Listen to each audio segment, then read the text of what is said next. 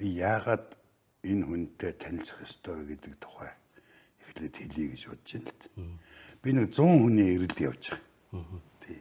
100 хүний ирэл гэдэг маань Монгол улсаа энэ бидний төрж өссөн цаашид үргэлжлэн амьдрах энийг гайхамшигтай үзэсгэлэнтэй энэ байгаль нутагтай энэ сайхан улсаа цааш нь үргэлжлүүлэх хүнээ харж аваад тэдэндээ итгэл найдвараа өхөн зүйтэй гэж. Тэгэд энэ дунд ингээд яагаад өөрийг чинь танилцуулах хэрэгтэй болсон бэ гэхээр энэ нэг 100 хүний нэгэнд байж болох хүч тийм хэмжээний хүн юм да гэж ойлгоод тэгээд би таныг энэ цааш нь үргэлжлүүлээ ярилцж байгаа. Хүмүүс танилцуулж байгаа. Зүгээр яах энэтэй танилцаад яах вэ гэж бодож байгаа хүн байвал тэр л үз.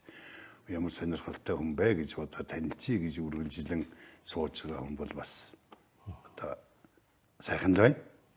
Баярлалаа. Та 100 хүн итгэл хүлээж болох уц 100 хүн гэж тоолцоо тэр дотор намайг байж болох хүн юмаа гэж байгаа бол түүнийг баяртай байна. Нийт төрийн хэрэг. Түрүүн та нэг ярианд дурдан л бид нар одоо ингээд нас нэлээ явчлаа. Юу үлдээх вэ гэж юу үлдээж вэ гэж би хэлмээр л та нар бол хүмүүс үлдээсэн. Яг одоо зах цухаасан дээр хуучны амьдралыг мэднэ.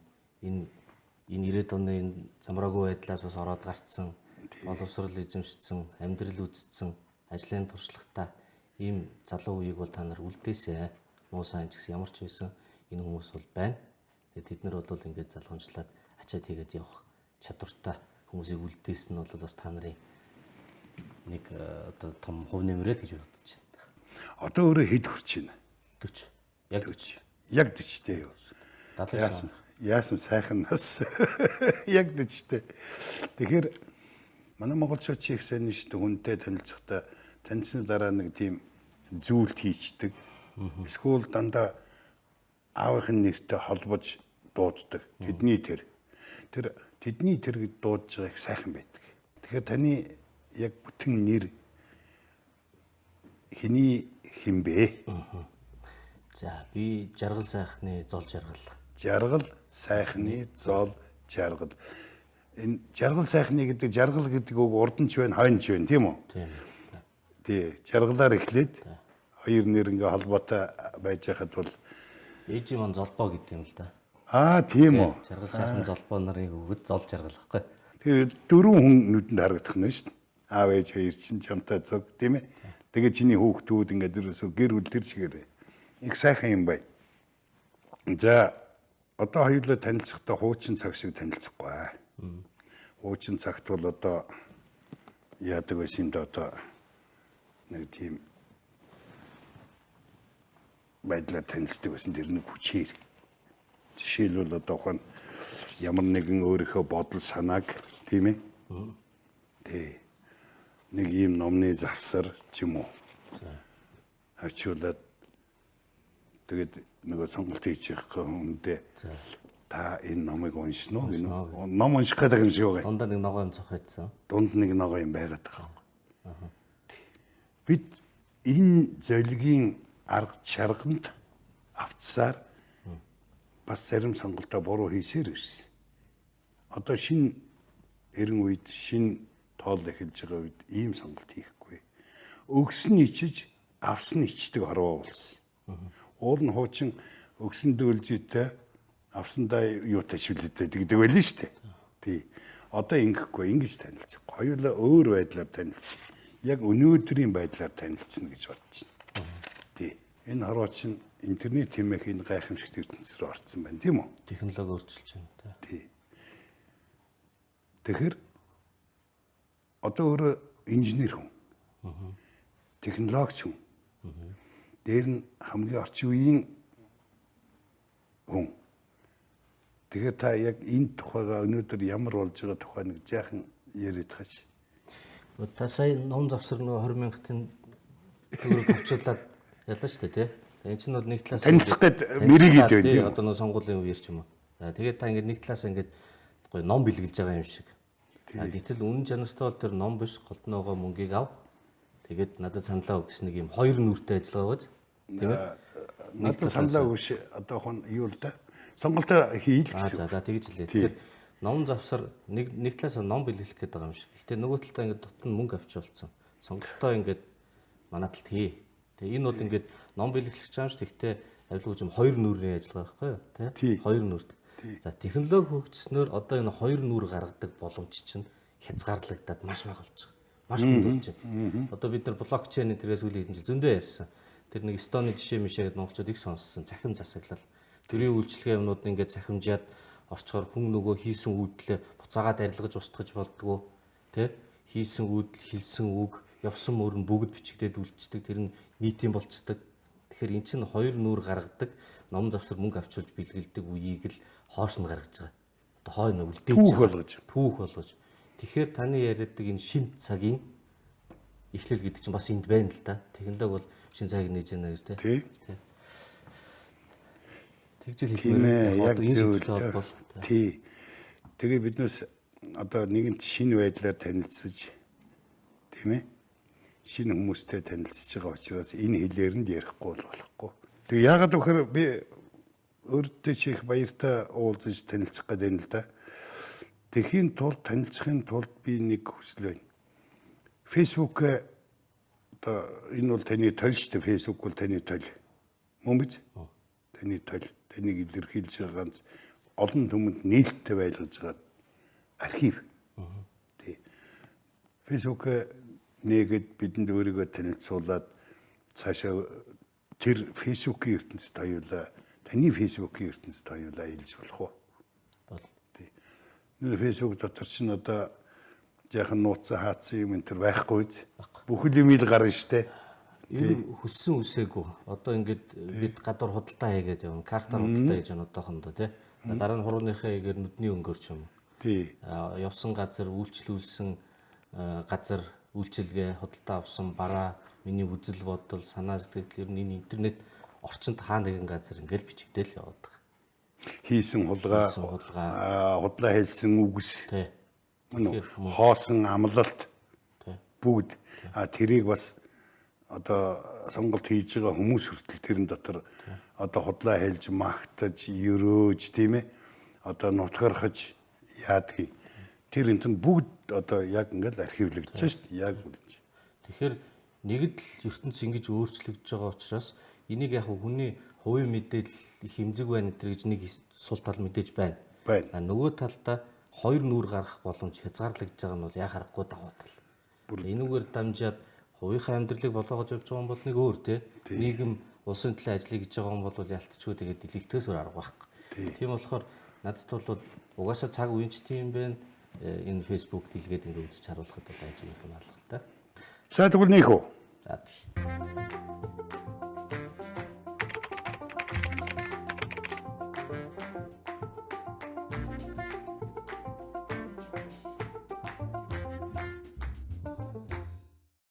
За яаж орж ийн? Хаяга бичтэй. За хаяга бичлээ. Надаа хоёр одоо миний энэ профайл гэж би. За. Тэгээд энэ болохоор нөгөө найзуудтай зориулсан удас шүү дээ тий. За. Тэгээд олон нийтэд зориулсан пэйж гэж байна. За профайл маань бол зол жаргал сайхан гэдэг англи латин үсгээр бичсэн байна. Энэ байна. За хүмүүст зориулаад хоёулаа нэг юм тохирч болох уу? Жаргал сайхан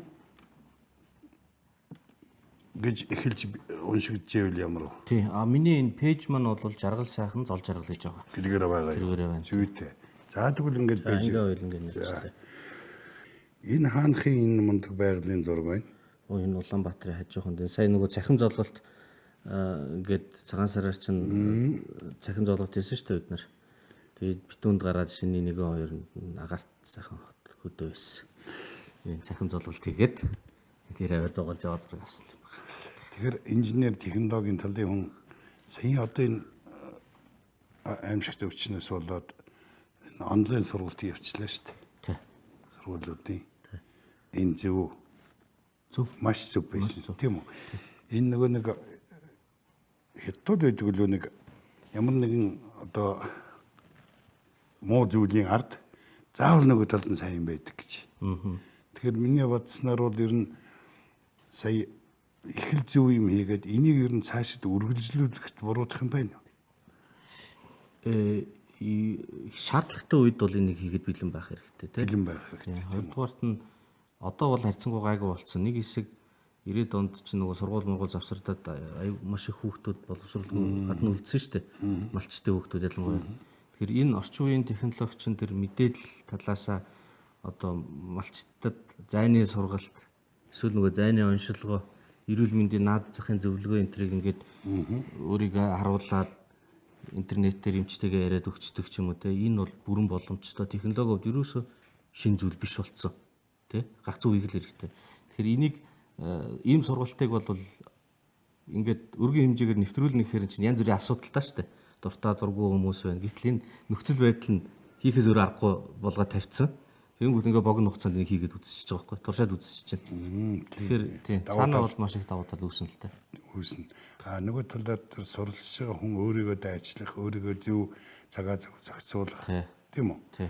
Тий. Тэгээ бас өөрөө санаачлалтад оролцох бол их санаачлалтад оролцох тийм ээ. Тэгээ хажуугаар нь өөр мэдээллүүдийг түүх олох тийм ээ. Тэр хичээлэнд хүрчээ штэ. Тий. Энэ үеэр өөрөө нэг жаахан жиргвэдэ тэр юу хавар энэ өвчний үед тэгсэн. Тий. Тэр юу вэ л да. Одоо ингээд коронавирус тэгчлээ. Тий. Монголд маань энийг онцлох чадамж байхгүй байна гэдэг айгүй их тийм шууг явсан шүү дээ. Тэгэхээр зэрэг сонирхоод ингээ хүмүүстэй уулзаад яваад үзэхээр манад бол мундаг өндөр хүчин чадлын хамгийн сүүлийн үеийн тоног төхөөрөмжүүдтэй молекул биологийн лаборатори хэд хэд байна. Тэгээд эднээс манайч нөгөө түүхийн үедчтэр дээр үедчтэр энэ 20 дугаар зуун гээл таргун тахал хэлхэн цэцэг гээл хаад ноёд нүртэл рүүгээр өвтж өгчээсэн те нас өвтөлжсэн туршлагатай үндэстэн байхгүй. Тэгээд тэрэндээ бас нэг юм юу байна. Уламжлал байд юм байна. Байгальтай зарим салбарт бол ингээд улс орн яатсан бэ гэмээр энэ дэр бас ч гэж нэг юм байдаг байна. Тэрний юу бодитоор очиж үзээд таргун тахлын одоо нянг ингэж гараараа жишээ нь харьцагтай барьж үзээд тэгээд ихтгэл өмчтэй болсон л доо. Тэгээд тэрнийхээ талаар ингээд дүгнэлт гаргаад нийт дүгээс юм байгаа. Тэр түгээс нь тэр молекул биологийн лаборатори гэдэг бол яг ингээд нөгөө бүх амьд эсэд нөгөө ДНК гэж байгаа шүү дээ. Тэр дараалал нь энэ шинэ вирус учраас мэдэгддэггүй. Тэрнээс тэр дарааллын мэдээллийг мэддэг байх юм бол хийх чадамж нь бол мундаг байхгүй. Тэгээд тэр нь шинэ учраас ерөөсөө дэлхийд шинэ учраас гарч ирээгүй юм японочууд гаргачаад тэгээд тэр одоо загвар мэдээллийг нь Японоос аваад одоо л манайх юм асуудал хийж байгаа. Нэг тийм хоёр дахь нь болохоор нөгөө 10 хоногийн дотор эмнэлэг барьчлаа гэд Ухаан улсад нэг шуугсан тий. Тэгэхээр том хэмжээний мянган хүний ортой эмнэлэг бол 10 хоногт барьж болдгоо юм байна гэж. Яагаад барьчваа гэсэн чинь яг хөө тэр нэгдүгээрт энэ ерөөсө хоёрхан давхар байхгүй юу? Тэгэхээр зэрэг даацх бах та. Тийм геотехникийн судалгаа гэж хөрсөн тэх юм ийдэгч барил орох юм. Тэгэхээр хоёрхан давхар учраас суурийг аваачаад нийт цутгачих. Тэгээ хоёрдугаарт нь зураг төсөл нь бол ийм угсармал одоо манайхны хэлээр бол контейнер маягийн контейнер шарь биш л те. Ийм блокод өрчилж үйлдвэрлээд олон барилгын материал үйлдвэрлээд эдрийг авчаад тавьчих. Манай тэр наа технологич байдгийн биднес чи өөрсдөө их тийм $45 сая л боссон байл. Тийм үү? Ердөөсөө тий. Тэгэхээр Монголд бол $45 сая хийсэн асар олон төсөл бүтээн байгуулалтууд төрийн өмчөөр хийсэн зарим нь эргэлзээтэй өрөвшиггүй өндөр явдмууд байгаа. Тэгэхээр эмнэлгийн асуудлыг бол санаанд багтах мөнгөөр хурдан хугацаанд шийдэж болно. Энэ дэс нь технологийн одоо хүмүүс шинээр өвөр мөцөөр сэтгэдэг стандарт бус сэтгэлгээ бүхий нөхдүүд их хэрэгтэй байгаа юм л одоо манай өөрөө тэгэхээр энэ боловсролыг хаанаас яаж олсон байх вэ? Гэхдээ яг би бол одоо түлшний юм. Би Оросд нефтийн олборлолтоор Петербургийн улуурхан сургуульд төгссөн. Японд би нүүрснээс химийн бүтээгдэхүүн шингэн дүрс үйлдвэрлэх сэдвээр магистрийн зэрэг хамгаалсан Монголын нүүрснээс. Тэгэхээр би бол төрш эрчим хүч химийн инженерчлэг рүүгээ ойр. Барилга бол миний юу биш л те. Тэгвэл ингээд барилга угсралтын үйлдвэрийн барилга угсралтын төсөлд ярьж ажиллаж байлаа. Янз бүрийн төсөлтөөр ажиллаж ерөнхий нэг төсөөлөл байна шүү дээ. Энэ юу хүмүүс өгсөж байгаа юм? Энэ би нэг сая архитай холбоотой нэг жоох юм яриад хүмүүстэй жоох маргалцсан юм аа.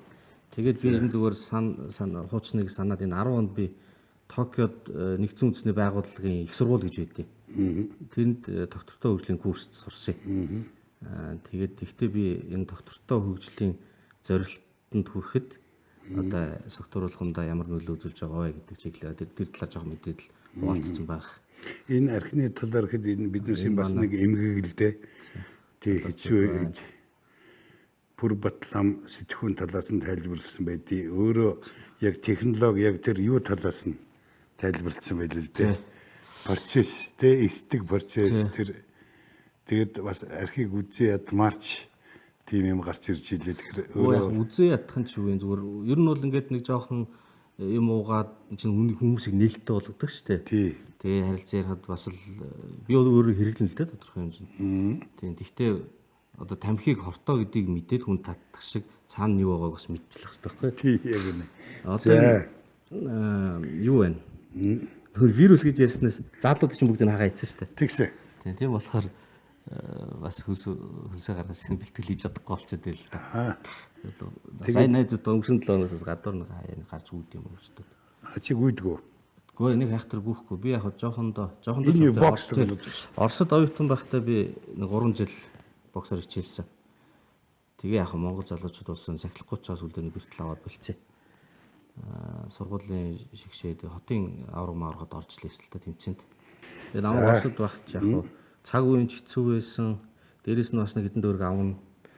Тэгээ янз бүрийн тулаанд орохоор ч одоо ингэдэг нөгөө тийм тулаан болохоор нөгөө хамгийн сүүлд нь ингээд мундаг тамирчид үздэг шүү дээ. Тэгээ наагор нэг юм дод зэрэглэлийн хүмүүс үздэг байхгүй юу? Тэрний 1-2-д нэг төр орж энэ төр бас хэдэн өрийг авдаг байсан.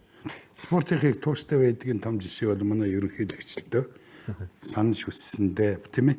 Тавьсан зорилгонд хүрч чаддаг. За, найз нөхөд.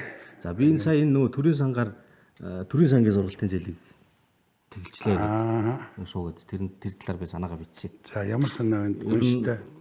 Яг хөө ингээд хамгийн хэрэгтэй юм бол ядруухан одоо амьдралтаа өрхийн сайн сурлагатай хүүхдэд тэр төрийн сан хэрэгтэй.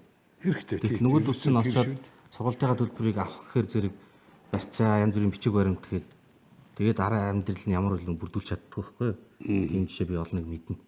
Тэгтэл ингээд нэлийн гайгүй байр суурь эзэлсэн дарга нар болохоор үүргэвчүүрээд энэ тэнд очиод улс төрийн дамжаад суугаад тэндээсээ төрийн сангаас сан хөөжилж авах энэ бол буруу юм аа. Тэгэх гол нь бол энэ орлого багтаа өрхийн хүүхдүүдийн нэг өөх хэрэгтэй. Би бол ингээд Оросд Японы нэр хүндтэй сургууль сурсан. За бас ингээд ажиллаж исэн хамт олонныхаа дэмжлэгтэйгээр Хятад, Австралийн курсууд энэ төр суухад ер нь бол тэр Япон Оросын юунд бол эх орныхоо нэрийг ашиглаад тухайн улсынх нь зардлаар сурч байгаа. Ийм боломж бол зөндөө байгаа бүгд өөрөө хичээх юм бол. Энэ бол төрийн их ажил шүү дээ. Чи өөрөө яаж сурсан нэг товчхон замнал хэлээч. За ингээд ер нь ингэсэн юм аа. 10 жилд ингээд нөгөө ахлагын хөлтөч мэрэгчлээ сонгодог шүү дээ. Мэрэгчлээ сонгох гээд бодож ирсэн чинь яг очир утгаа ингээд нөгөө газрын тос гараад ирлээ гэдэг нэг дээлэмэл атсан. Тэгсэн. За тэр надад нэгдүгürt нөлөөлсөн. Газрын тос. Энэ бол ер нь манад хэрэгтэй юм. Хоёрдугаарт нь аав маань бол энэ хөгжим юм, урлагийн юм. Манай ээж бас үжигч юм. За ингээд 90 он ямар байлаа. Манай урлаг соёлын хамгийн мундаг хүмүүс тэр үед ямархуу амьдралтай байлаа. Та бол их сайн мэдж байгаа. мэдхээр орохгүй. Хайрын сайхан хүмүүс маш их чадамж бол бас харамсалтай юм гаргаж чадаагүй өнгөрсөн. Тэгсэн. Тийм. Тэгэхээр энэ улсад чинь нэг юм доктортой эдийн засгийн юм хэрэгтэй. Тэр нь бол аж үйлдвэрлэл, технологи. Тэр дундаа миний юугаар бол хүнд аж үйлдвэрлэл юм аа. Гэж би тэр үед бодож байсан байхгүй юу? Тэгээд ингээд мэрэгчлээ сонгоод шүтээсийн нефтийн өрөмтлөгийн ангид ороод 1 жил сураад би конкурс өгөөд Орос руу явсан. Ельцний тэтгэлгээр 98 онд. Ельцний тэтгэлгээр. 98 он бол ер нь бас чанга үе байсан шүү. Тэр чи 99 онд би хэлний бэлтгэл яг тэр Ростов гэж Чечений хил залгаануудад. Хэлний бэлтгэл яасан 99 он чинь Чечений 2 дугаар давсан шүү. Тэгээд 1 жил сурчаад Петербургт очиж үндсэн сургуультай 5 жил сураад төгссөн. Тэгээд 5 жил сураад төгсөөд одоо энд би энэ талаарх дипломд оруулсан л байх л та. Наадах чинь энэ тийм ээ. За энэ миний дипломын ажил өтгөн нефтийг одоо манайх ч өтгөн нефттэй. Сахал энэд үүд штэ. Өтгөн нефтийг ингээд уураар халааж агаад олборлох сэдвэр хийгээд тэгээд тэр дипломын ажлаар энэ бүх Оросын оюутнуудын дипломын төслийн уралдаанд 3 дугаар нь орсон байна. Тэгээд Монголдо ирж хэдэн жил ажиллаад нөгөө нефттэйгээ ч ажилласангүй Шатдаг занар гэж нэг байгалийн чулуулаг байна. Тийм байна. Тэрийг боловсруулад нефттэй төстэй бүтээгдэхүүн гаргаж авах боломжтой. Тэр чиглэлээр ажилласан. Тэгээ нэг хэсэг нүүрснээ шингэн дүүс гаргая гэж их ярьсан шүү дээ. Та сонсчлээсэн баг. Тэгээ тэр сэдвэрээ би Монголын коксдаг нүүрсийг 5-7 дээр нарийн сухат дээр коксдаг нүүрсний кокс үлдэр барил дайвраар нь гарч байгаа хаягдлаас нь химийн бүтээгдэхүүн шингэн дүүс гаргаж болно гэдэг сэдвэр Токиогийн технологийн сургууль магистр хийсэн. Энэ өнгөрсөн жил бид нар нэг юм яг л одоо энэ салбарт хүлээн зөвшөөрөгч гэсэн эрт тэмдэн судлаач зарим компанид ажилладаг хүмүүс одоо Монголын түл ширчим хүч нүүрс уран сэргээх тэрчим хүч тэр шатдаг занаар нефть байгалийн энэ төр гэх 10 сэдвэр нөгөө зүүн хойд Азийн эрчим хүчний сүлжээ энэ төр ярьдаг шүү дээ. 10 сэдвэр аруулаа ингэж ихтгэл хэл цовруул хэлцүүлээд тэрийг ном болгож гаргаад нэг юм хийсэн байна. Тэр ном хаана энэ байл та. аль надад тэгээ өөрөө түрүү ном асуу тавьчихаар Монголын төрчим хүч. Тэгээ энийг яг хөө миний нэг боддог нэг юм бас би. Одоо бид нар чинь нөгөө иргэний нийгэм байгуулж байгаа. Иргэний харьцан нийгэм тий. Тэгэхээр чи иргэний оролцоотой байх хэвээр. Иргэний оролцоо гэхээр заавал годомжинд очиж бөөнөрөж агсах нэг хэлбэр. Нөгөө хэлбэр нь ингээд тодорхой төвшөнд хүрсэн экспертүүд өөрсдөө тэрийг зангидаад яавал одоо улс орон салбар маань зөв явах вэ гэдгийг нийт түгээж явах хэрэгтэй. Тэр нь бол заавал тэр төр засгийн оролцоотой байх шаардлага байхгүй. Тэртээ тэргүй салбарынх нь нэр хүнд бүхий хүмүүс гаргаад ирсэн мессежийг тэр төр засаг нь 2 жилийн хугацаанд яаж ч өөрчлөгдөж исэн. Харьцангуй нэг доктортой явах одоо шипи болох хэрэгтэй маа гэдэг тийм үзэл бодлоор л эхлүүлсэн юм байна. Энэ аж үйлдвэрийн 4 дахь хувьсгалын босгон дээр гэсэн үг байна. Тий. Аж үйлдвэрийн 4 дахь хувьсгал бол түр ширчим хүчтэй холбоотой. Шууд. Тий. Одоо ганцхан компьютерийн юу биш шүү дээ. Тийм болохоор л энэ тэгэд хэдэн орноос оролцсон юм? За Монголдо ажиллаж байгаа Ахмад үеийн хүлээн зөвшөөрч гисэн мундаг хүмүүс байна. Дунд үеийн залуучууд байна. Тэгээд арай залуу гадаадд ажиллаж байгаа, гадаад сургууль сурж байгаа тийм хүмүүс 10 сэдвтэй 20 автортай. 20 автортай тийм ээ. Энэ бол одоо Монголынхаа төлөө санаа зовж байгаа яг чухал асуудал дээр хуран цугласан тийм үрдэн болох ном энэ байна тийм үү? Яг нь зориуд одоо бид нар чинь Орос хятадын хооронд байдаг. Тий. Орос бол эрчим хүчний том бодлоготой, хятад бас том бодлоготой. Унд нь бид нар яах юм гэдэг. Тэ? Тэрийг технологийн өнцгөөс нь тэгээд шийдлүүдтэй л гаргаж ирсэн. Энэ Японд нөгөө Монголын нүүрсийг лабораторид коксжуулаад тэгээд түүнээс шингэн түлш гаргах юм төсөл хийсэн. Тэрийг би том болгоод гаргацсан байна. Манай энэ кокс яг энэ үйлдвэрлэл хизээ бий болох болцоотой. Энэ намайг 10 онд сурж яхад одоо ер нь барихгүй болохгүй нэ 5-7 дээр барьнаа гэд ярьдаг байсан. Одоо ярьсаар л байна. Тэ. Яг ийм биш ч гэсэндээ тодорхой хэмжээнд бас нүүрс химийн үйлдвэрүүд энэ бол баригдсан л да. За энэ одоо нэг нүүрснээс шингэн түлш янз бүрийн нийлэг одоо материал мянцх үнцэр гаргаж авах талаар л мөрөд судалж явдаг хүмүүстэй бид нэг үйлдвэр дээр явж байсан зураг. Энд манай одоо академич том хүмүүс би судлаач 7 улсын хаана явж исэн даа? Энэ хятадын нүүрс химийн үйлдвэрүүдээр Тийм үү. Герман, Хятад, Солонгос гэдэг ер нь олон газар бид нар бас юм судалгаа хийж явсан. Чи энэ сэдвэрээ болон дэлхийн бусад том үйлдвэрлэгчид том одоо бодлого тодорхойлогчтой бол бүрэн одоо хилцэх тийм хэмжээнд байна тийм үү? Чи ямар хэлтэй? Хувь хүний холбоо сүлжээ бас их өссөн л дээ. Ямар хэлтэй чи? Англи, Орос. Тэг англи, орос хэлтэй. Яг нь Японд нэг 2 жил амьдэрсэн болохоор хичээл англи дээр байсан ч гэсэн нэг ойр зургийн бол ярьчихна. Тэг. Польшоор бас нэг Япон хэлтэй ойролцоо төвшөнд ер нь бол сайн ойлгоно. Гэхдээ нэг ярьдгүй. За энэ саяных энэ нүүрсний ажилуулах үйлдвэр одоо нэг ингээд хаягдсан хаягдал борлуулж чадахгүй юмыг л дахиж цэвэрлээд сайжруулсан нүүрс гаргаж экспортод гаргаж байгаа. Энэ миний ажиллаж байсан төслүүдийн нэг л дээ сүүлд Таван толгой дээр тэгвэл Ажилтанд энэ орсон. яг кокс яг хэрэгцээтэй нүрс аваад маш их овоолго үлдэж байгаа сайн. тий. Тэрийг боловсруулна гэсэн үг үү? Одоо эрдийн одоо Тийм. Олборлолтын явцад энэ чинь нөгөө бохирдолтой. Тэгээ зарим нь зарагдахгүй хүнслэгтэй юм овол гүйцэтгэх байхгүй юу? Тий. Тэрийг баяжуулаад цэвэр нүрс гаргаад одоо Монгол руу орж ирэх орлогыг нэмэгдүүлнэ гэсэн. тийм байна. За энэ нэг юм одоо нөгөө сайжруулсан төш гэдэг энэ жил их юм явлаа шүү дээ. Тэгдэ. Энэ чинь 10 жилийн өмнө Чийч бас их жиргсэн тэр. 10 жилийн өмнө их яригдчихсэн. Тий. Тэгээд бид нар бол Австрал, Герман, Хятад, Солонгос ер нь бараг яваг газар байхгүй тий. Маш олон туршилтууд хийгээд нэг ийм үйлдвэр барьж ирсэн. Тэгээ энэ бол нэг 3 жил ажиллаад тэр үедээ бас ингэж төрийн бодлогоор дэмжинэ гэж хэлсэн сүүлдээ болцсон. Тэгэхээр одоо ингэж нөгөө нэг гарч ирээд нэг болоод нэг болдог энэ юм чинь л ажил дээр хөгжүүлэхэд бас их сөрөг нөлөөтэй байт юм. Маш сөрөг. Аав ээж хоёр ч нү. Ой аав ээж гэснээр чи аавыгаа урлагийн хүн гэсэн тийм ээ. Чи Чи нэг зохиосон дуу муунаас нэг дуу тавьчаач. Тэнгэрийн дамаг гэж энэ сүрхий Сүрхий юм. дуу бий. За.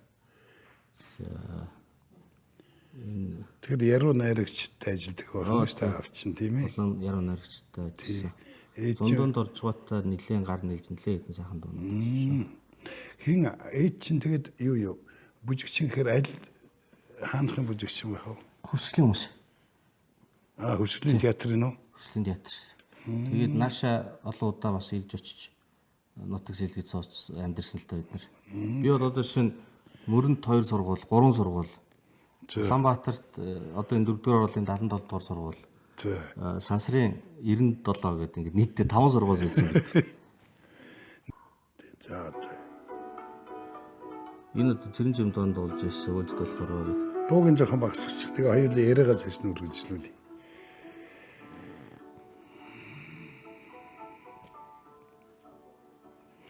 За би өөрийн чинь талаар нэг сайхан юутай бол тий сонсогдож байна уу энэ?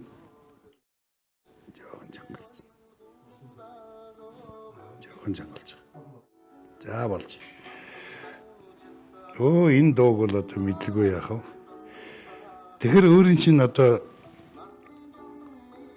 хүсэж мөрөдж яваа юм яг юу вэ? Чи юу одоо миний нөгөө нэг зөв хүн үлдээ одоо бид зүтгээд байгаа нь 100 хүний эрэлд яваад байна шүү дээ. Тэрэн шиг чамд одоо яг ямар том хүсэл мөрөөдөл байна?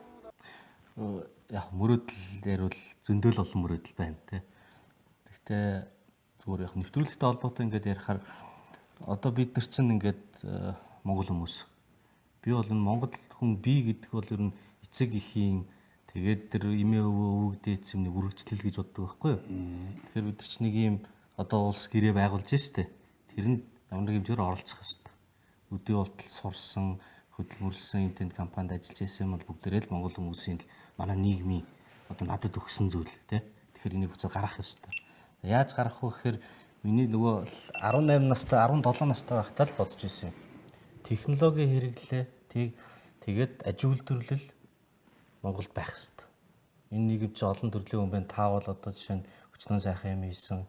Тэр нийгмийн чиглэлийн хүн тэр нэг юмч тий. Би бол бас нэг техник талаас нь хөв нэмэр оруулах юмсан гэж боддтой. Хөсөлбөрт. Энэ миний зүгээр ажиллаж ирсэн тэр нүүрс, төрш, химийн инженерчил, эрчим хүч тий. Энэ чиглэлээр бол хүнд аж үйлдвэрлэл нүүрстээс одоо хунцар жишээ нь гаргаж аваад тэгээд энэ зах зээл газар нутгийн хүнд байдлаас гараад үнэтэй жоох юм чинь бол хаан чамааг аваач сарж болох тий. Энэ бол миний хамгийн одоо яг мэрэгжлийн үднэс мөрөөдөл. Тэгээд ер нь бол том утгаараа инженерийн шийдэл гэдэг юм бол их тийм харийн ойлгоход хэцүү тийм байх шаардлагагүй. Яг монголчууд хэрэгтэй, Монголд хэрэгтэй, Монголд одоо боломжтой тийм юмнууд байх. Тэгэхээр тэрийг л би одоо улс орон дээр нэвтрүүлсэн гэж мөрөддөг байхгүй юу? За хүнд үйлдвэрлэл бол тэр байна, химийн үйлдвэрлэл байна. Одоо энэ зам барилга Монгол шиг юм том нутагт идэвхтэй хэрэгтэй тий. Ган төмөрлөг, машин механизмын үйлдвэрлэл. Машин механизм гэхээр бас л нэг өндөр технологи бүтэхгүй юм шиг болоод идэв тийм биш. Одоо шинэ галт тэрэгний вагон биш үү? Энэ чинь бол хайцсангуудын болох баараг юм шиг харахад тий. Бол нарийн л да. Тэгвэл тийм янз бүрийн олон улсаас хамаарсан юм бах та. төмөр их ордог, асар өндөр үнэтэй. Тэгээд тэр хүнд даацын автобуснууд, тэр автобус иймэрхүү юмыг бол монголчууд хийх хэрэгтэй байхгүй хийж болно. Хийгээч эхэлсэн маа.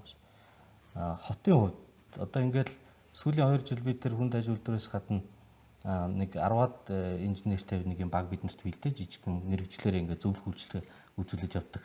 Тэр нүүрсэн дээч тэр бас юм дээр ногоон хөгжлийн чиглэлээр бас нэлээд ажиллаа. Тэгээд Европын банкны ногоон хотын үйл ажиллагааны хөтөлбөр гэдэг санхүүжтэй нэг юм төслөөр би техник зөвлөхөр ажилласан. Тэгэхээр жишээлбэл одоо бидний хамгийн тулцсан байгаа энэ гарын бохирдол гэр оролт энэ төргээд ажиллав шүү дээ. Тэгэхээр энэ дээр ч аваачаал гэр оролт нэг айхтар үнэтэй ийм цахилгаан батарей тийм хүнд юм биш. Ерөөсөө ихний алхам бол дулаахан байшинг барьдаг. Дулаахан байшин болохоор зэрэг хамгийн их нөгөө CO2 бууруулдаг хамгийн ям зардлаар тийм болохгүй төвчний нэмэлттэй учраас тэгээд нөгөө дэлхийн долларын эсрэг хямдхан их усрыг авчрах. Ийм тэр Европын сэргээн мосол хөгжлийн банкны ажлын жагсаалтанд орсон байна. Тэгээд одоо энэ хороодлын таны хажууханд байгаа том угсамал байшингууд те бүгдээрээ ингээд хуучирцсан. Эдний чинь зүүн Европын улсууд фасадын шинжилээд дулаалаад тэгээд нэг сантиметр шинжилсэн шүү дээ. Тэр жишгээр хийхгүй бол одоо ингээд нэг 5-10 жилийн дараа насжилтанд тусаад хуучрын те. Тэгэхээр тэрийг шийдэхэд асар хүнд асуудал болно. Энэ бол бас л технологийн ойлгомжтой энгийн юм зүйл. Манай малч нүүдлийн соёлоо бид нар яаж авч үлдэх вэ гэд айгүй хэрдэг. Одоо нүүдэл чинь малчин байхгүй боллоо энэ төр. Тэгэхээр энэний чинь шийдэл нь бас л технологид байх. Миний нэг хэлэх дуртай нийгмийн асуудлыг техникийн хүчээр шийдэе гэж. Тэгэхээр тэнд одоо тэр нэг цахилгаан их усүртэй ингээд бас дэвшилттэй ашиглаж байгаа монголчууд сэргээгдэгч хүчний их усүр малч. Тэр нь бол бүрэн хангалттай биш. Тэр шин их усүрүүдийг технологиг хөгжүүл. Түрүүн та ярьсан одоо энэ орчин үеийн технологи энэ дижитал юу гэх те. Тэр зайны сурвалж, зайны эмчилгээ одоо ингээд мал амтан төөрөө явчихаар зэрэг шуурга мурганд уруудаа явчихаар араас нь явж байгаа босгоод өгчийн асуудал зөндөө гардаг шүү дээ. Тэгтэл тэр нэг одоо хурдан моринууд хэрэгжилжлээ л да. Үнэтэй юм шахуу жижигхэн чип тэр сүргийнхээ мандал азрахтан жишээ нь ингээд суулгацсан байхад гар утсан дээр хаана явж байгааг нь харах ч дээ. Энэ технологиуд бол байдаг юм. Шин зүйл биш. Тэрийг хэрэглэх. Тэрийг ингээд ерөөс нэг юм бүх салбарт техникийн хэрэглээг нэмэгдүүлээд тэр нь одоо тэгснээрээ Монголын тэр нүүдлийн ахуйгаа авч үлдэх. Тэнд амьдарч байгаа хүмүүсийн нөхцөл зайжрах тийм. Энэ бол тэр нь миний мөрөөдөл. Тэгээд энэ одоо энэ гэр орноо улс гэдэг Монгол улс гэдэг имийг л бүтээн байгуулахад энэ чиглэлээр нь л өөрийнхөө нэг туслын дэдийн хөв нэмэр оруулах их мөрөдөж байдаг. Энэ мөрөөдөл чинь тэгээ та нарын гартай шүү дээ. Та нар л хийнэ. Өөр хийхин төлөө л явж байна. Мөрөөдөл сайхан. Тэгээ мөрөөдөл биелэх бүр сайхан. Та нарт ирээдүй чинь гарт чинь байгаа. Та нар ирээдүгөө өөртөө мөрөөдлөө өөртөө биелүүлнэ. Тэгэхээр би ер нь нэг нэлээд хэдэн залуучуудаа уулзаад нэг 100 хүнийхээ ирэлд явж явах дундаа маш их итгэл төрсөн. Ирээдүйд итгэл маань бүр баталгаажсан. Тэгэд бид бас нийгмийн зөв зам дээр ардчлалын зам дээр явж байгаа. Урагшаал яваад байгаа. Тэгэхээр энэ их хөдөлгөөн, энэ их хүч, энэ их хүсэл эрмэлзлийг тээж явах байхаа гэж бодоод тэг би өөрт чинь одоо нэг 100-ын 1 гэдэг тэмдэг өгөх гээд байна. Тий. Тэгэхээр хоёулаа одоо нэг кофе ууя. Би нэг технологи үзүүлье. За. Кофе чандаг. Кофений технологи. Тий. Гэхдээ нөгөө нэг дамжгийн идтэй гэдэг шиг итгэлтэй хэлдэг шиг. Тий. Тундаа 3 жил тань хон юу илээ дөрвөлжинтэй үхэр тимээ гэдэг шиг нэг тийм технологиор кофе чанж өгнө. Тий.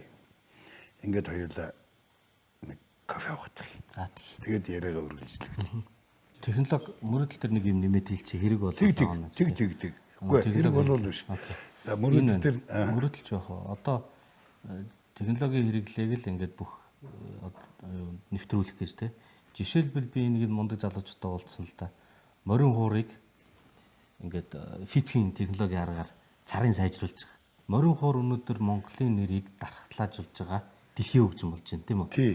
Энэ чинь бол нөгөө эсхийгээстэй арьсан цартаа ингээд тоглоход Болдог байсан. мундаг сайхан. Тий. Тэр Японд юм уу одоо хаа нэг Нью-Йоркт очиод тоглохоор тайзны хөгжим болж ддгүү. Нөгөө чигшил мэгшлэн ягаад сунж агшаа тийм. Тий. Тэгтэл энийг зөвлөлтийн Итали үндэстэн мундаг мастер одоо анх модон зартаа болгоод тэгээд тайзны хөгжим болсон мөлөө шүү дээ. Тэгээд өвөр Монголын чи болог гэж тэр мундаг алдарт Монгол үндэстэн морин орж тэр хүн энэ нийлэг мянцсан утсыг нэвтрүүлж байгаа. Тэгсэн. За энэ бүхэн тэгээ Монгол залуучууд бас тэр дээр ажиллаж байна. Энэ бүгдийн үр дүнд эн чинь дэлхийн хөгжим болж байна. Тэгэхээр энэ одоо Монгол гэдэг нэрээ дархлаажуулж Монгол үндэснийг байгуулахад тэр урлаг соёлын мундаг зүтгэлтнүүд дээрээс нь техникийн шийдэл хэрэгтэй байд юм аа.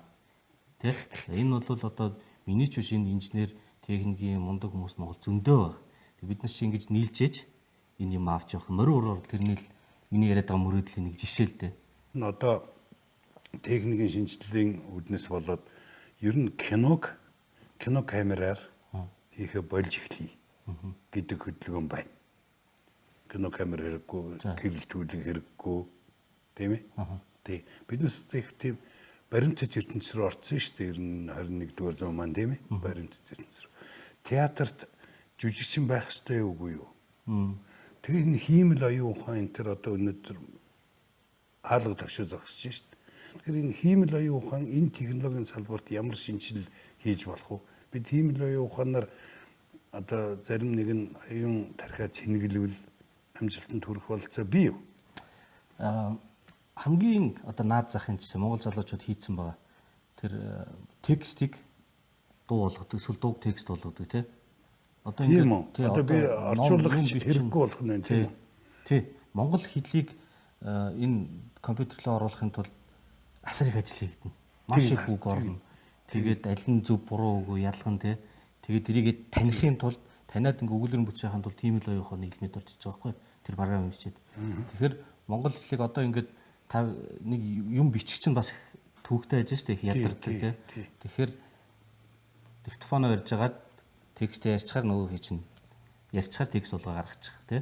Эсвэл бол гоё нөгөө ном уншдаг ном, сонсдог ном энэ төрийг бол уншдагаас нь сонсдогоос нь уншдаг гэх мэтлээ. Тэгэхээр үгийн дотоод эмоц яаж технологийн өөрчлөлтөнд орох юм? Жишээл би явлаа гэдэг үгийг 10 өөр хэлж болж байна.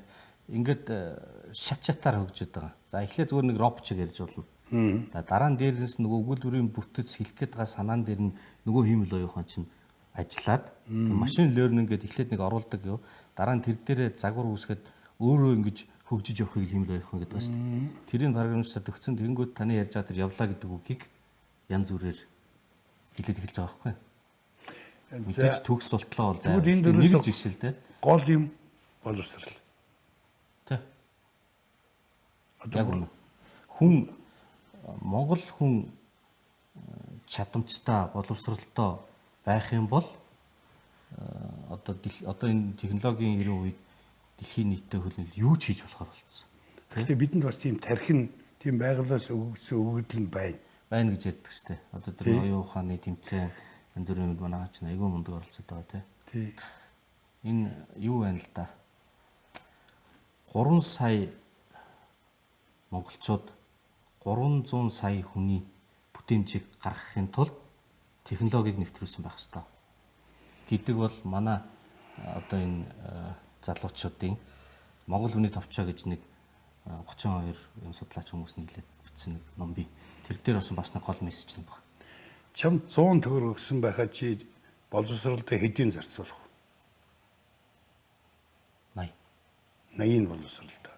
Бус нь бол одоо идэх хоол, нөмрөх хувцас дээр. Ер нь хүний хэрэглээ одоо бид нар мэднэ хэрэглээ бол бага.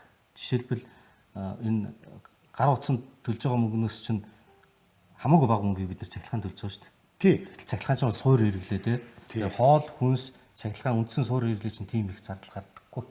Тэгэхээр бол ер нь залуучууд хүүхдүүд аль болохоор одоо боловсрал мэдлэгтэй л мөнгө зарж байгаа юм зөвлөдөө. Илүү дутуу янз бүрийн юм зархаа болоод тэр чинь бас орчин үеийн хандлага болоод байна шүү дээ. За тэгвэл чи одоо боловсролд өөрөө чи өөрийнхөө бүх болцоог одоо гадаадын улсын одоо засгийн газрын тэтгэлэг энэ төрөөр юмад өндөр боловсрол авчижээ. Тийм ээ? Чиний хувьд бол чи тэгээд одоо цаашдаа яаж амьдрах вэ? Чи хүүхэдтэй, чи гэр бүлтэй, чи нэг байшинтай тэрний төлбөр энэ төр хийхэд чиний цалин мөнгө хүрэх үү? Чи ямар компанитай юу? Чи эсвэл одоо илүү дотоо энэ тэнд хүн санаандгүй хайцсан мөнгийг аваад халаасалчих юм уу? Эсвэл хяналтгүй байгаа мөнгийг аваад хоолоолгох юм уу? Эзэмсэн боловсрал байна. Дээрээс нь буянтаа мундаг туршлагатай хүмүүстэй ажиллаж хоригдлуулсан туршлага. Энэ бол ингээд одоо намайг тодорхойлж байгаа нэг мэдлэг миний капитал баггүй юу? Тэ? Бид нар чинь капитализм амьдарч байгаа шүү дээ. Тэгтэл капитал гэхээр надад бол том эд хөрөнгөний капитал байхгүй. Энэ бол миний капитал. Үүнийг ашиглаад бид нар одоо ингээд зөвлөх хүчлээ үзүүлдэг. 10-аад инженерүүд над миний төвчнийг болоод надаас дээш төвчнээ. Мэргэжлээрээ. Тэгээд өөрсдөө үнэлгээтэй хүмүүс учраас бид нар одоо өдөр цагаа хоногоо үнэлэл ажилтгал да янз бүрийн асуудлыг шийднэ. Бизнес хөгжүүлэх байгаа хүмүүс техникийн ямар шийдэл байна? Тийм байна. За суур ийм байна. Би чамаас нэг юм асуу. Хулгай хийхгүй л гэж асууад байна шүү дээ. Аль нэгэн зүгээр одоо хараа хяналтгүй мөнгөнөөс юм уу? Хараа хяналтгүй эд баялаг, хараа хяналтгүй одоо байгалийн баялаг интерес. Бид түрүүн тав дээр нэвтрүүлгээ эхлэхдээ хоёр нүур гэж юм ярьсан. Тэгсэн. Тэгээ одоо энэ технологиг ашиглаад явцсан тохиолдолд нийгэмд олонний үнийг гарч ажил хийх гэж байгаа бол угаасаа хоёр нүур гарах боломжгүй болж байгаа. Тийм болохоор би хулгай хийхгүй гэдгээ зарлая. Зарлчаад хэлсэн үгэндээ хариуцлага хүлээе гэдэг санаачлагаар би одоо хүн намын өдөрт зөвлөлийн гишүүн. Тийм болохоор бид хулгайч биш гэж нэг ягаан самбар Улаанбаатар хот тавиад нэг хэсэг бага иламд орсон шүү дээ. Тэгсэн. Тийм тэр ер нь санаа нь бол тэр юм. Бид нар хулгайч биш, хулгай хийхгүй, төрөөс хулгайлахгүй. Тэг энийг ингэж хэлчихээ. Хэлсэн үгэндээ хариуцлага хүлээе гэж тэгж байгаа байхгүй. Яасан сайхан үгүй. Одоо ямар ч хүн хулгай эсвэл баригддаг бол энэ бол технологийн хүчтэй үр дүн. За аюулгүй кофенда харна. За жаргал сайхны зол жаргал. Жаргалаар эхлээд жаргал сайхан. Зол жаргал гэд сайхан нэртэй тогтооход амархан. Цагаан сараа нэг идэ, цагаан сарын идэ шиг болгож байна. Идэ шиг юм болчихлоо. Тийм ингээд жаргалаар дуустдаг.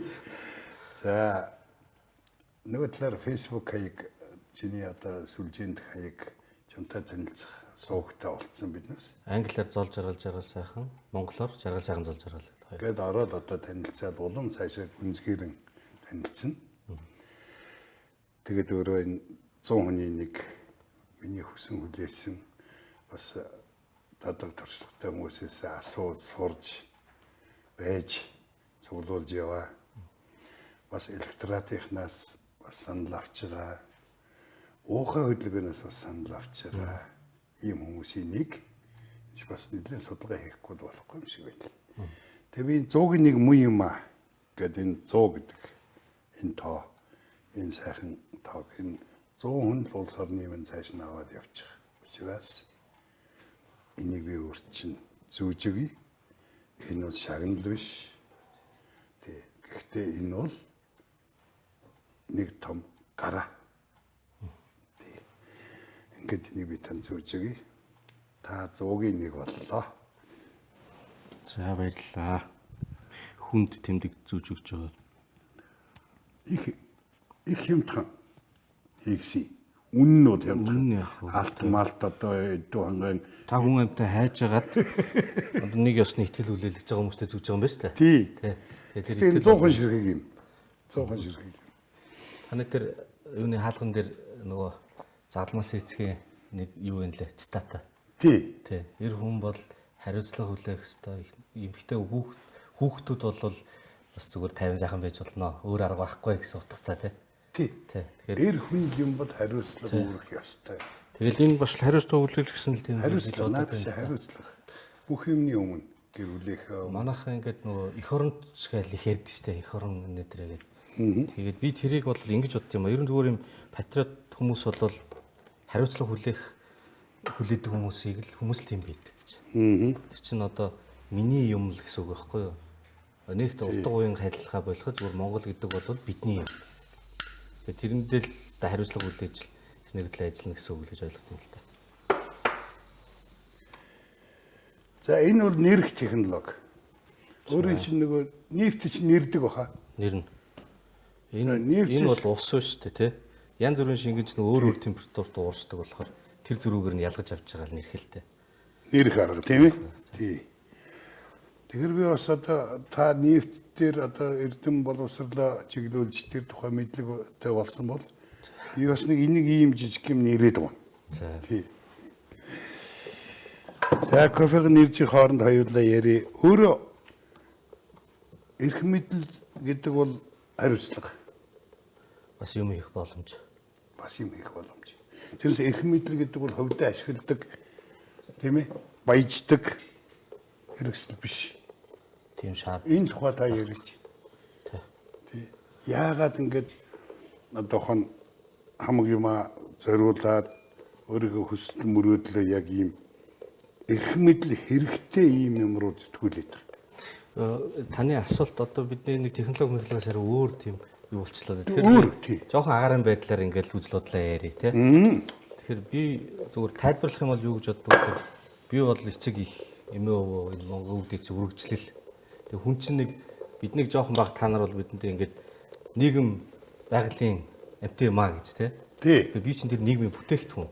За тэгэхээр би өөрөө Монгол гэдэг бүтээгдэхүүн бидний үргэлжлэл. Тэгээ өөрөөрөө амьд амтын чи өөрөө байхын тулд Монгол байх ёстой. Монгол орших ёстой. Тэгээ оршихын тулд энэ нийгмийн хөдлөө ажиллах хэрэгтэй. Тийм үү? Ажиллахын тулд хүн болгон төвшин дээр өөрөө өгнө. Одоо ач холбогдол юугаа үүрэг оролцоог оруулна. Миний хувьд бол түрүүн таны асуусан тэр мөрөөдлийг хэрэгжүүлэхэд эрх мэдэл байвал илүү их боломж нэгнэ л гэсэн. Тэгэхээр өөрөөрөө орсон байх, Монгол нь байх, гэр бүл нь байхын төлөө гэж бодож ажиллах юм бол тэндээс одоо хулгай нэг ч өөрөөсөө л гэрээсээ л хулгайж байгаа тал адилхан л гэж логикоор л тэгж тайлбарламаар байна л да. Тий. Хоёрдугаар тийм шаардлага бол ерөөсөө байхгүй. Эрх мэдэл бол хулгай хийх хэрэгсэл биш. Тий. Юм хийх боломж. Тий. Чамд тийм эрх мэдэл хэрэггүй. Хулгай хийдэг эрх мэдэл юм уу? Бэлгийн юмн дээр очиод өөрийн болгож авах тийм эрх мэдэл хэрэггүй чи бол бүтээхийн тулд эрх мэдэл хэрэгтэй гэж хэлж чинь тийм үү? Тий. Бүтээхийн тулд. Тийм ээ би наадах чинь бол түрүүнээс хойш юу яасан л да. Тэгээ одоо энэ доор асуулт ийм хүнд учраас нэг жоохон тийм хүнд байдлаар л хариуллаа. Өөрөө хүн намын гишүүн билүү? Тий, хүн намын өдөртөх зөвлөлийн гишүүн. Өдөртөх зөвлөлийн гишүүн. Хүн намын нэг мундаг ном гаргасан л да. Хүн нам бол номтой нам. Одоо өөрийн гэсэн үзэл бодлоо шингээсэн, мөн үү? Зорилго чиглэлээ тавьчихсан, юуны тулд яваад байгаагаа бичсэн. Номын хувьд бол үндсэн 3 автортай.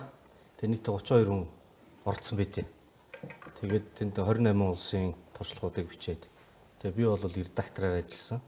Нөгөө 28 улсуудын туршлага бичсэн юмнуудаа нэгтгэж дүгнэлт мөглөлтөнд яах нэг юм ажигланд оруулах ажлыг хийсэн. Өөрөө бол би Польшийн талаар бичсэн. Польшийн жишээ. Польш их сонин үндэстэй. Ер нь бол Монголтой олон талаараа төстэй гэж болох байц. Одоо Монгол бол Оросийн хувьд ч. Тий. Орос хятадын хооронд хоёр том супер гүрний хооронд хавчуулагдсан үндэстэн тий. Польшлохоор Герман Оросын хооронд хавчуулагдсан. Тэгээд олон удаа түүхэндээ хуваагдаж газар нутгаа алдчихсэн. Манайх одоо өвөр Монгол бүрээд Монгол гэдэг шиг л ингээл хуваагдчихсан үндэстэн. Тэгээд маш хүнд юм хурцтай амжилттай явсан. Тэр нь их нээлттэй Европын холбоонд ороод НАТОд ороод их тийм нээлттэй даяарсан. Нөгөө талаасаа маш хүчтэй дангаарсан. Одоо нөгөө ойрхон орнуудын нөлөө бас мөнгөний бодлого энэ төр зөвхөн өөрийнхөө злотыг ашигладаг Европын холбооны гишүүн хүртлээ евро ашигладаг гэж мэтлээ. Тийм нэг талаасаа их хуучинсэг, нөгөө талаасаа их тийм шинэлэг. Тэгээд тэрнийхээ үр дүнд их юм өөрийгөө алдахгүйгээр орчин үеийн дэвшлүүдийг оруулж ирээд хөгжиж чадсан улс. Тэр жишээг дурдсан байна. Энд байна тий. Наад улсуудаа та нэг нэрлэдэхтэй энэ цуг явсан хүнийхээ нэрийг сонсох бол сайхан шүү. За энд одоо Сингапур та юунаас хуучин посткоммунистуудыг ярьж байна уу? Гүү ер нь Ер нь бол яг одоо Сингапур, Польш, Малайз, Шинэ Зеланд, Ботсвана, Азербайджан, Шри-Ланка, Чили, Гүрж, Израиль, Люксембург, Швед, Швейцар, Тайвань, Таиланд, Арабын Эмират, Португал, Этиоп, Киргиз, Унгар, Бутан, Эстон, Венесуэл, Финланд, Норвеги, Өмнөд Солонгос, Герман, Япон гэдэг. Их өндөр амжилттай улсууд бас жоохон тааруухан байгаа улсууд, дунд зэргийн улсууд гэдэг ингээд орсон байна. Янз бүрийн бас гадаад дотоод ажиллаж байгаа нэгэн төлөв зөвшөөрөгдсөн хүмүүс хамтарч ирсэн. Тэгээд тэр нэг пост коммунистуудын талаар жишээ ярихад нэг ийм юу байна л да. Одоо ингээд шин цагийн 100 гэж та нэвтрүүлгийг хийсэн те. Шин тооллын 100 болгон жил. Шин тооллын шин төрийн. Тэгэхээр шин юм одоо 90 онд тэр ардчилсан хувьсгал болоод өнгөрсөн та нарын залууд. Тэр бол нөгөө Польш, тэр Зөв Европын улсуудаас ихэлсэн хөдөлгөөн солидарность зөвлөлтөд өөрчлөлт байгуулалтууд Монголд ирээд ингээ хувьсгал өрнөсөн шүү дээ. Тий. Түүнтэй адилхан тэр хувьсгалын дараа ингээд хууч нөгөө коммунист байсан дарга нар жинхнээсээ капиталист биш тэр эрх мэдлээ ашиглаад хөрөгдөн болоод тэгээд нөгөө бизнес улс төр холилдоод ардчлал гажуудсан арчлал гэж нэрлэж байгаа. За ийм юм тахир дутуу арчлал. За тий. Ийм юм яг манай нөгөө пост коммунист улсуудад болчихжээ. Зөв Европ улсууд, Төв Ази улсуудад. Тэгтэл сүүлийн нэг 5 жил тэнд асар урт өөрчлөлт яваад байна. Нөгөө бизнес улс төр холилдсон том бүлэгэл болцсон намуудаас чинь хуучны юмнуудаас дахиад цоошин юм одоо улс төрийн хүчнүүд залуучууд гарч ирээд таны хэлдгээр бол тэмдгийг зүгэж байгаа байхгүй юу? Тий. Энэ хандлага бол Европын улсууд маш эрчимтэй явагдаж байна. Одоо эн чинь 90 онд Зөв Европоос хэлсэн юм ингээд Монгол руу орж ирсэн шиг Монголд яг энэ цаг үеийн бас болцоод байна л гэж би харддаг. Яг тийм зүйлээр болчиход байгаа шүү. Намын хувьд ягаад ер нь хүн намгээ явцсан бэ гэхээр бид нар яасан юм аа. 13 онд хөгжил хүн биш 15 онд хөгжил хүн клуб 15 онд хөгжил хүн клуб гэж байгуулагдаад ажиллаж байхад нь би ирж нэгдсэн. Тэгээд тэр хөгжил хүний концепт нь гол одоо философи нь юу гэхээр зэрэг хүндээ анхаарыг, хүндэл хөрөнгө оруулъя. Тэгэх юм бол эдийн засаг аяндаа хөгждөг. Хүмүүс эдийн засгийг хөгжүүлцдэг. Өнгөрсөн 30 жилийн хугацаанд нийгэм солигдсон ирнэ энэ шинэ нийгэм чинь яаж амьдрах вэ гэдэг талаар тэр хүн бэлтгэх тал нь хаягдсан байна гэсэн дүгнэлт хийгээд. Тэр нь миний өөрийн хувийн үзэл бодолтой яг нийцсэн байхгүй юу? Би бол юу гэж боддог гэхээр одоо Монголын үлгэр домог тэр Монголын нууц товцоо Чингис хаан Борч Сүбидэ занжин тэр хэн байж байгаа хэн болчихов нөгөө Монголын үлгэрт гардаг шүү дээ хамуута бор дааг унсан нусгаа жаал гээд тэг явсараа баатар болчдөг мангасыг алаад тэгэхээр энэ establishment эдийн засаг гэж ерөөсөө тийм тогтолцоо биш хүн л бүх юмыг ингэж өөрчилж хөгжиж том хэмжээнд хүрч өөрчилж чаддээ. Тэгээд Монгол хүн чинь нэг юм ядууч байсан нэг толгой дээгүүр нэг эрхэмсэх оршихоо гэж юм байдаг штэ байдлаа. Юм их эрхэмсэх штэ. Тэгэхээр тэр үзэл бодол манай нөхдүүдийн үзэл бодолтой нийцсэн учраас очиж нийлээд тэгээд бид нар ингэж явж байгаад одоо ерөөсөө бүгдээрээ шийдвэр гаргах төвшөнд оролцсноо. Оролдоод үзээгээд хүн ном байгуулад хөдөлмөрийн үндэсний нам гэсэн үг л дээ. Гэхдээ нөгөө хүн гэдэг концепттэй хот ховчлоод гэж хүн гэж орсон байхгүй. Тэгээ үзэл санаа бол хүн дээд. Одоо изм биш. Социализм, капитализм биш. Хүнийг дээдэл. Чөлөөт эдийн засаг ардчлал. Гэхдээ энэ бол хүнд боломж, бүгдэнд боломж олох хэрэгтэй. Ядуу дурсан ядуугаараа дуусч болохгүй гэдэг л санаа л да. Тэгээд тэр чигээр явсан. Улс төрийн хувьд бас туршлагагүй шин залуу хүмүүс 16 онд алдсан. Нөгөө янз бүрийн технологиор бужигнуулдаг, булаадаг ийм юмны бай болсон. Одоо бол бас ингээд юм үзээд туршлага суудсан нэг хэсгийг бодвол нэлээд тийм хатуу ясэрт болчлоо гэж бодож байгаа. Нэг өмүүлэг шахаад ирэхэд танихаар болсон уу? Танихаар болсон. За баярлалаа. Гэрүүлэхэд тухай. Та кофе уу? Гэрүүлэхэд тухай. Ер нь хүний гэрүүлэр нь ер нь найз нөхдөр нь их дүгндэг хүмүүс шүү дээ бид нар чи. Эхнэр 2 хүүтэй. Эхнэртэйгээ би Петербург хотод дуулуурхаас бол сурж байхдаа Питерийн хосууд. Тий. Манай хүн бол Польш үндэстэй. Оо за. Польш үндэстэн. Гэхдээ Петербургт тэр Япон хэл сурж ирсэн өөр сургуульд. Зөв. Тэгэл яг хав заяаны дөргөр л таарцсан. Зөв. Тэгж ямар бодож төлөвлөж ирсэн юм шүү дээ. Одоо 18 жил болж байна. Тий. Монголд амьдарч байгаа. Полячка. Тий. Хүүхдүүд маань монгол хэлээр сурж байгаа. Хадмууд Польш маань одоо уламжлалт ангаахын эмч болохгүй сурж байгаа. Оо бүр. Монгол хэл дээр Монголоор сурж байгаа. Монгол хэл сайн биз Тий. дээ. Чин сайн. Олон жил болж дээ. Тий. За тэгээд амжилт энэ нутгийн бэрийг чирээ даваад ирсэн. Сайхан газраас ирсэн хүнд бол Монголд бол хэцүү юм зөндөл байсан. Тий. Тэгээ хоёр хүн одоо ингээл итгэлцэлийн үндсэн дээр л гэр бүлэл яваад ирдэг учраас тэгээд итгэл хүлээлгэсэн хүний итгэл. Манай түүхэнд ч одоо маш мундаг уламжлал байгаа шүү дээ. Бэр авдаг, бэр болгож өгдөг. Тэгж асар их том найрамдал, харилцааг бий болгодог. Тийм ээ? Тий. Ойлголцдог, ах дүүс болдог. Тэр бас мундаг дипломат арга шүү. Тий. Өөрөө одоо ингээд Монгол Польшийн хооронд Польшид Монголыг бас их судалдаг тийм ээ. Польш судална. Тий. Хэн блэ нэг энд илчин байсан. Хийдэг. Нөгөө том гүрний хооронд авчигдсан учраас бас янз янзын юм. Бидэнтэй адилхан зовлонтой. Бас Польш руу Монголын зэрэг 13 дугаар зууны үед орцсон тийм юу лээ? Ямар хот үлээ? Тий. Лигниц гэж юм. Лигниц. Тий. Тэр 2003 онд би нэг хадамтайгаар танилцаад явж байхад намайг нэг юм манайхаар бол одоо суурга юм уу да. Жижиг юм сүм үзүүлсэн өдөөр аялж яваад. Тэгээ орсон чинь ингээд хан тойруулаад хараг ясвалгцсан. Шалын нэг болохоор доороо юм яста. Тэгээд ингээд эндэр дээр сүмэлт байна уу бурхан мөрхөнтэй. Эндэр дээр ингээд энэ одоо тим гигантын ламын тарих. Энэ одоо татарын толгой, энэ Монголын толгой гэдэг. Харахаар бас антом ялгаатай гэсэн. Монгол толгой бол тийм данхаар өргөн магнаа тийм шанаатай. Иймэрхүү түүх юмуд байт юм л. За танд амьдралын аз жаргал сайн сайхныг өрөе. Ингээд манай 101 шин тооллын үе эхэлсэн, шин тоол эхэлсэн ийм сайхан үед одоо ингээд улс орныхаа төлөө өөрийнхөө мөрөөдлөө биелүүлэхийн төлөө зүтгэрээ. Тий. Надчаас мөрөөдөл бий. Гэдэг Кингийн үг шүү дээ. Лютер Кингийн тийм ээ. Би ч бас мөрөөдөлтэй. Тий. Тэгэхээр би таны мөрөөдлийг маш их хүнддэг чинь.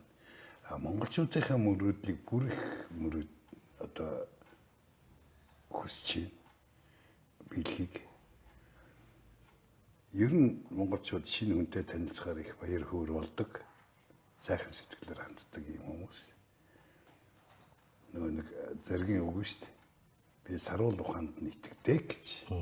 За ингээд саруул ухаанд нь итгэе. Ингээд сайн сайхныг хүсье танд. За танд их баярлалаа. Их баярлалаа. Сайхан ууж өрлөө. Тий.